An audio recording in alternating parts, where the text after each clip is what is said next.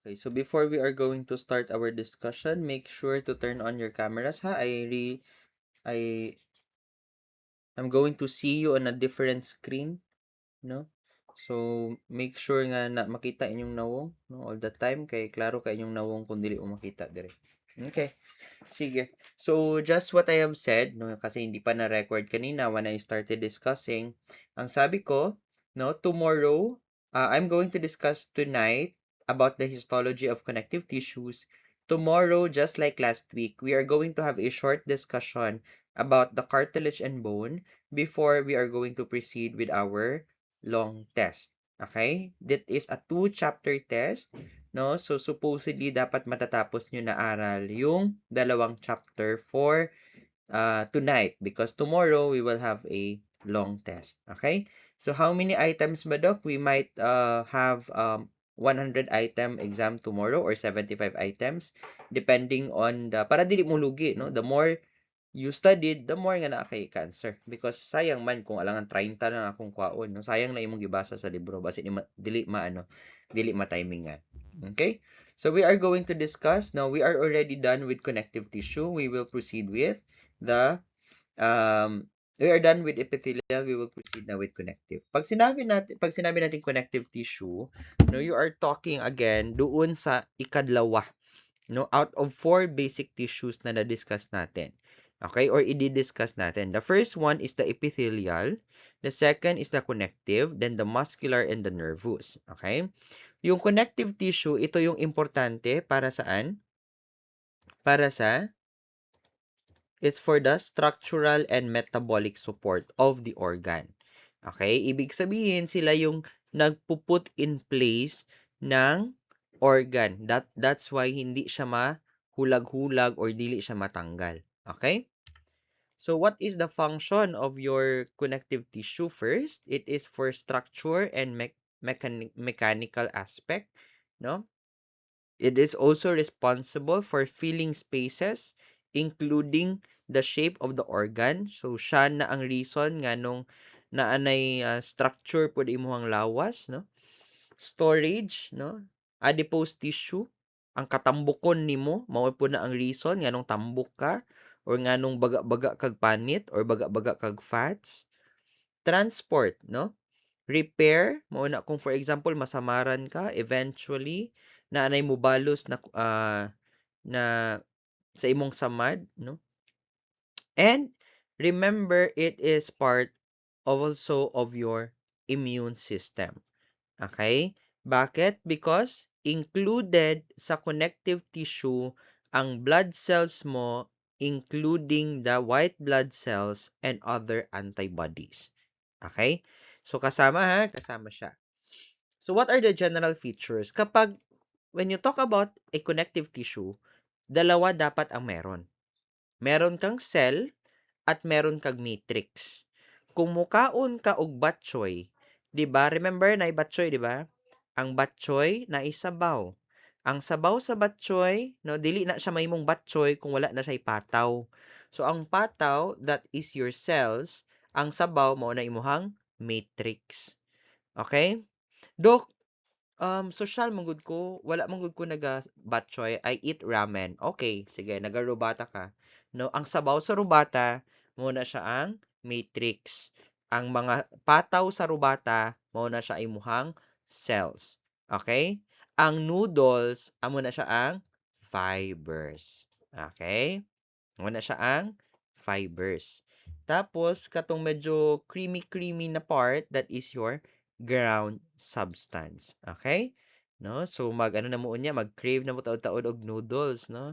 Mas lami pag yun na kung naay itlog, no? Or like, for example, katong spicy. Kaon yun mo ana unya. So, unsay purpose, ana, no? What is the major constituent? It is the extracellular matrix.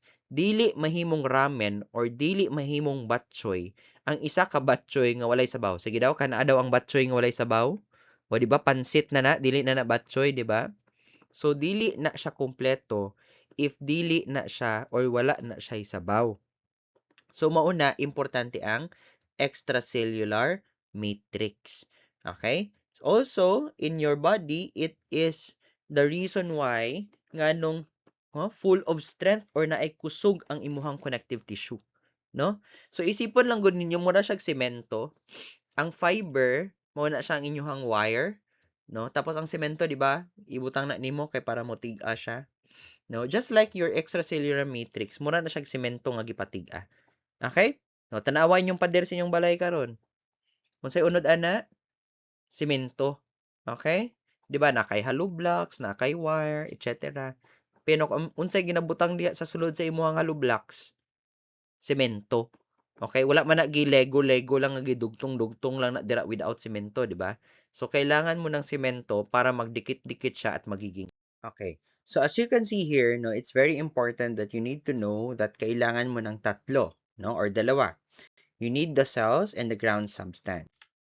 So we have different types of cells of connective tissues. Ibig sabihin, di ba, remember that our cells contains a lot of, that our connective tissues, no, just like batchoy, no, naa siya'y sari-sarili na pataw. Okay? Di ba, laylay man ang pataw sa batchoy, no? You have a itlog, na chicharon, no, sa panay ginabutang diha, no, atay sa manok, no, etc., etc. So just like batchoy, you have different types of um, cells, no? And we have two types. Kato mga fixed cells, ibig sabihin mauna gyud na siya diha or naa na gyud na siya diha, and the free cells which are the wandering cells. Okay? So pag sinabi mong fixed, no, it is its function is for production. Pag sinabi mo namang free cells, its purpose is to, no, para dili magka-infection or dili madaot sa microorganism, so sila ang naga-defend sa imuhang tissue. Okay? So fibroblast, remember that for your fibroblast, actually, if I'm going to tell you honestly, no, na-lecture ko na to siya. However, hindi siya na-record. That's why I'm repeating it again and meron na siyang mga drawing. Okay, so just like what I have discussed with the two sections, the fibroblast is very important kasi, no, bakit importante ang fibroblast? Because it's the most numerous cell type. Okay, ito yung may pinakamarami. And remember that this one has two major types. Yung matagal na or yung patay na or inactive na, that is what you call the fibrocyte. At yung mga involved in the contraction or contractile cells, that is what you know as the myofibroblast. So anong function ng fibroblast? It is from the word itself, fiber production. And most of the time, this is pinakadaghan in your reticular tissue. Okay, so as you can see, no, no, murag ano man gud ni siya. If you are going to draw this one, no, lahi na kong color. If you are going to draw this one, it looks like, no, murag ana. Okay, sa punta niya murag na triangle, no? Tapos na ibilog sa tunga, just like this. Okay, na triangle, tapos na ibilog sa tunga. No, that is a fibroblast. Yung adipocyte mo naman, on the other hand, no, meron kang lipid droplet. So, kung i-drawing mo na siya, this is yung ano, tapos may blank ka dyan, tapos nung nucleus is nandito. Sige lang, we have a lot of pictures later on. Ang important lang dito na dapat yung alam is that your adipocytes is also known as the lipocytes, and they are the most, no, notable gyud nga tissue kay nganuman very distinct gyud yung nawong. Okay, na ating mga pictures later. And remember, ang imuhang nucleus makita nimo sa gilid, no? And it appears as empty space.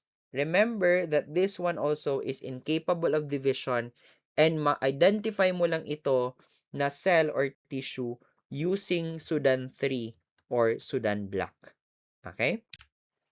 So as you can see, no, meron kang, no, if this is your cell, no, tapos na ay mga anak diri nga itom, that is your nucleus, and this is your cytoplasm, and this is the lipid vacuole kung asa tutanan nga fats nga nakastore.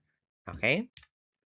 Yung mesenchymal cells naman, this is known as your stellate cells, and they are pluripotent cells because they can become anything, no, in your connective tissue types. It can become anything. Remember, A pluripotent cells can become anything. It is stellate in shape. So, ibig sabihin ng stellate, it's star shape. No? So, you need to remember that a star shape is look like this. Unsay difference niya sa fibroblast? Ang fibroblast kay triangle gilid ka gilid na ibilog sa tunga. Sila dagan siyag triangle, mura siyag star, mura siyag parol tanawon. That's why it looks like a stellate. Okay? So as you've observed in here, no, in this picture, dagan, no, dili lang siya isa, no? Mura na siya neuron tanawon. Mo na, no? Ang uban magkamali sila. They thought that this is a neuron, but this one actually is a mesenchyme. Okay? Macrophages, you need to memorize, no? Lalabas sa exam tomorrow. What are the different types of monocytes? Ang monocytes, mao na siyang naa sa dugo. Ang macrophage, mauna na siya ang monocyte nga nakagawa sa dugo. Okay? O kaning mga microglia, Kupffer cells, alveolar phagocytes, these are the cells or these are the monocytes or macrophages that can be seen on the specific part of your body. For example, yung microglia makikita mo sa brain or sa nervous tissue, no? Ang Kupffer cells makikita mo sa liver, ang alveolar phagocytes makikita mo sa lungs, ang Langerhans cells makikita mo siya sa skin, at ang Hofbauer cells makikita mo sa placenta. Okay? So you have two types of macrophages. You have the fixed, no? It is responsible for Phi, no? Phi, okay? Phi. No, yung katawa diha, no? Phi fibers. Yung free naman are rounded. Okay? So it has a giant cell version and it has barriers, no? That is known as the MGC, no? You search for it, lalabas yan bukas. And you remember that this macrophages is capable of phagocytosis. That's why ang term dyan na ginagamit is mononuclear phagocytic system. Okay? Kidney shape siya, no? Remember, it's kidney-shaped nucleus. Yan. Kidney, di ba? It looks like a kidney or bean shape. Ba? You have a bean shape. Okay, bean shape. No? You have a macrophage here. No? Di ba? Amo ni siya ang horseshoe shape nga gidraw ninyo. No? Kung sa i-drawing ang horseshoe shape, Doc, murag kidney, murag bean. Okay? Plasma cell, remember your plasma cells came from the B lymphocytes and it is capable of producing immunoglobulin or antibodies. Kapag naman makikita mo to siya sa circulation, it is known as the Russell bodies. And remember that these lymphocytes or plasma cells are antibody producing. Ang main function lang yun ani niya is to produce antibodies. Okay? So, macrophage as in comparison with your plasma cell, ang plasma cell nimo mas gamay because it is a lymphocyte. Mas dako ang imuhang macrophage compared sa imuhang lymphocyte. Okay, so as you can see, no, mas maliit, mas malaki. Pero yung macrophage, mas malaki yung cytoplasm compared sa nucleus. Ang sa lymphocyte naman, almost same ang size ng cytoplasm at nung nucleus. Yung mast cells naman, no, hindi yan muscle na muscle, mast cells, these are just basophil, no? Different name of a basophil. Remember, asa nimo makita ang basophil? In allergic reactions. Okay, that's why usually malapit siya sa blood vessel.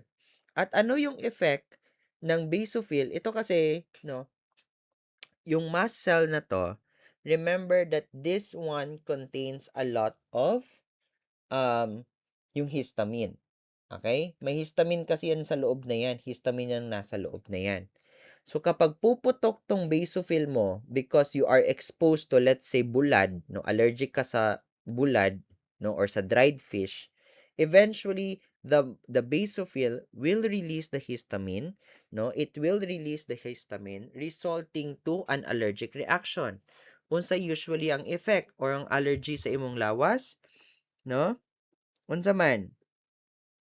It is firstly mamula ka, no, because of the blood vessel dilation, no, dilatation.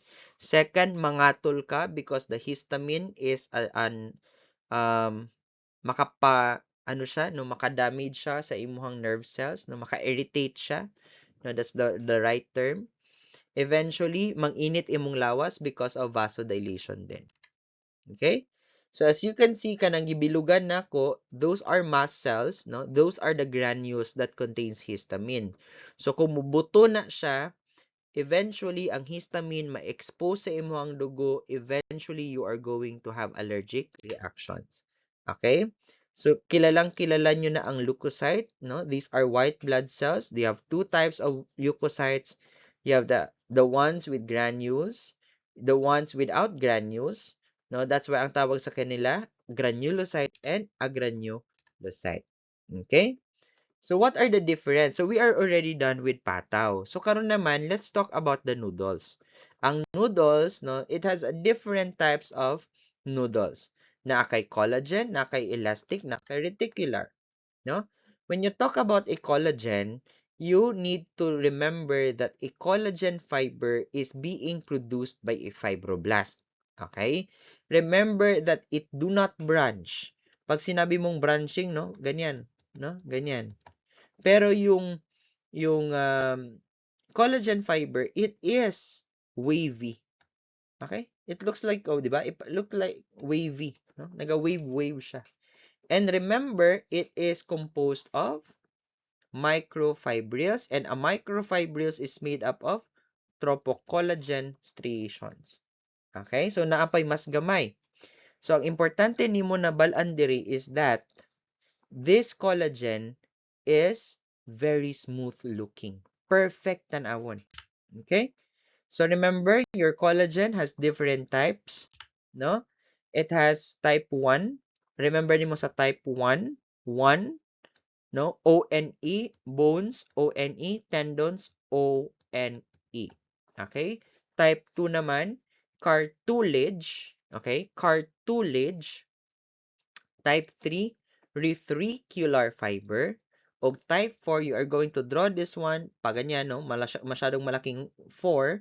Yung baba niyan, that's the base. Okay? Basement membrane. Or how do you remember? 4 base. A, 1, 2, 3, 4. Diba? Apat na letter yung base. So, type 4. It's the basement membrane. O, since may ambag na ako dyan sa apat, paano ninyo ma-memorize? No, yung top 5 kayo nang bahala mag-isip. Okay? So, how do you synthesize collagen? Sabi ko nga, no, kanina, no, ayoko nang paulit-ulit, no, kasi ma-expose yung talent ko sa singing. No, sabi ko sa kanila, kapag may memorize sila ng synthesis, no, remember the song, pate, pate, no? So, pate, pate, no? A-P-T-T-T, no? A-P-T-T-C. Naon na lang nimo, di ba? So, how do you synthesize collagen? Para mahimo siyang collagen, you need to break down amino acids for it to become pro-collagen. A pro-collagen will become a 3-chain. Eventually, a 3-chain will become a tropocollagen and a collagen. Okay? Elastic fiber, again, it is elastic, no? And it is made of elastin protein. Okay? It has a different itsura as compared to the collagen ganina. Okay? Reticular, it is more delicate, it is more thin, no? It is more tawag nito, it is composed of collagen type 3 and it is more supportive, okay, as compared to the other two. Okay, compared to the elastic and the collagen. Okay? So yung ground things that you need to remember, no? That the structural glycoproteins are, tawag nito, the water and electrolytes maintains the fluid balance. Okay na? Na-confuse ako kasi hindi pala na-click yung next sa kabilang slide. Okay?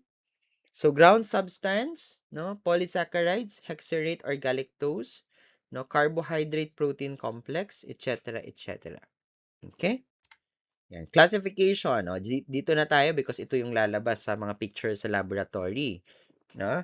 Kapag sinabi mong classification of connective tissues, yung ordinary, no, we have the loose, we have the dense, we have the regular and the irregular, no? Yung other special properties, we have the adipose tissue, no? We have the mucoid tissue, no? you have the reticular tissue and the pigmented tissue. So yung skeletal connective tissue, we have the bone and the cartilage. Okay? So what are the classifications of connective tissues? Ito, mas madali nyo lang itong maintindihan if kapag nakikita nyo na yung mukha. Okay. So what is this? This one is a reticular tissue. Okay, can you observe, no? Moto ingon ako ganiya, murag na ay mga fibers nga nagadikit-dikit. Okay, that is a reticular connective tissue. Okay? So as you've observed, no, very maugat. Okay? Kapag medyo maugat tingnan, that is a reticular connective tissue. Kapag naman perfect tingnan, that is the dense regular connective tissue. Okay? No, very, very wavy, no? Very smooth, very clean tingnan. No? Can you appreciate it? No? It's different from the other one. Okay? Yan, very perfect. Very wavy. Very maganda tingnan. Okay? Yung dense irregular naman, gubot. Smooth siya tanawon, pero gubot. Okay? So, asa diri dok, wala na. That's your epithelium. Okay? That's your epithelium. Asa ka mo tanaw? Kani. Yan. Okay? Dok, dili ni mao, muscle na dong. Okay? Muscle na. Wa pa ta kaabot diha. Dili pa ta. Okay? Mo nang ginaingon ako sa inyo, dapat kabalo mo sa parts. You have the epithelium, the connective tissue, and the muscular tissue. So, naapata diri, no? Gubot pa siya tanawan. Yan, no? Ma-appreciate ninyo, no? Medyo wavy siya, pero dili siya yung anak ka-perfect as compared dito sa una nga dense regular. Okay? So, I hope you appreciate the beauty of histology, no? Very obvious. Doc, unsa ni Doc? Mao ba nitong ingon ni mga adipose tissue ganiya? Yes, perfect. Okay, that's the adipose tissue. Ay, so Doc, ang pasabot nimo sa isa ka slide nga tan-awon nato, daghan siya. Yes. Namo na akong ginaingon sa inyo na siya epithelial, na siya adipose, na siya connective, na siya muscular. So dapat ma-discuss sa nato siya isa-isa para pag abot nato og different organ systems, kabalo mo nga na ay layering. Okay, na ay mga itsura lahi-lahi itsura. Okay? So kani siya ang adipose tissue, no? And this one is your dense irregular connective tissue. Okay? So, ya, di ba? Hindi siya yung anak ka perfect, no? Smooth sa tanawon, wala siya garas tanawon kay gamay lang iyahang fibers, no? Gamay lang tong iyahang murag reticular fibers, pero gubot sa tanawon. Okay? Gubot sa tanawon. Yan. Ma-appreciate ba ninyo? I hope you appreciate what I am talking about, ha? So, this one is already a blood vessel. Okay, blood vessel yan. Wala yung pakialam dyan. No, this one is an adipose tissue. Okay? So, ang adipose tissue na ay puti sa tunga, na ay nucleus sa gilid. That's an adipose tissue. Okay? O, ang irregular elastic naman, mas organized at mas may dating. Okay? Ayan. Perfect. The more colorful it is, the more bluish it is, the more perfect ang pag-wave niya nga mura na siyang dagat tan-awon. That is already irregular, elastic. Kaya tanggalan na lang ninyong irregular, elastic connective tissue na lang. Okay? Elastic connective tissue. Okay? Di ba na-appreciate ninyo? Maisip ninyo, tanawa ko ninyo tanan, i-compare ninyo isa-isa unya. No lahi-lahi silag nawong. Okay? So, ang elastic, kanya imong tandaan, oh, mas baga iyang pagkalalom. Okay? Mas baga ang iyang pagkalalom. Okay? Ang elastic na regular, mura na siya muscle tissue. Pero usually, late, ano na ni siya? Di na mo siya makita commonly. Okay? Ayan. Reticular. Di ba? Mas obvious katong mga baga-baga tapos daghan siya cells as compared sa imong fibers. Okay? Mas daghan siya cells, no, mas hugaw siya tan-awon, mas complicated siya kay tungod kay mas daghan siya bilog kaysa sa linya. That's a reticular connective tissue. Yan, adipose, no? Ma-appreciate ninyo? You have here, diha tanang tambok nimo nagasulod, mo nimong nucleus sa gilid, that is your adipose connective tissue. Okay? So, epidermis yan ito, no? Oh, this is a connective tissue, no? So, this is a dense, ano to? Dense irregular connective tissue. Okay? Mucoid, yan, mesenchymal. Unsa gani ang shape gani ha?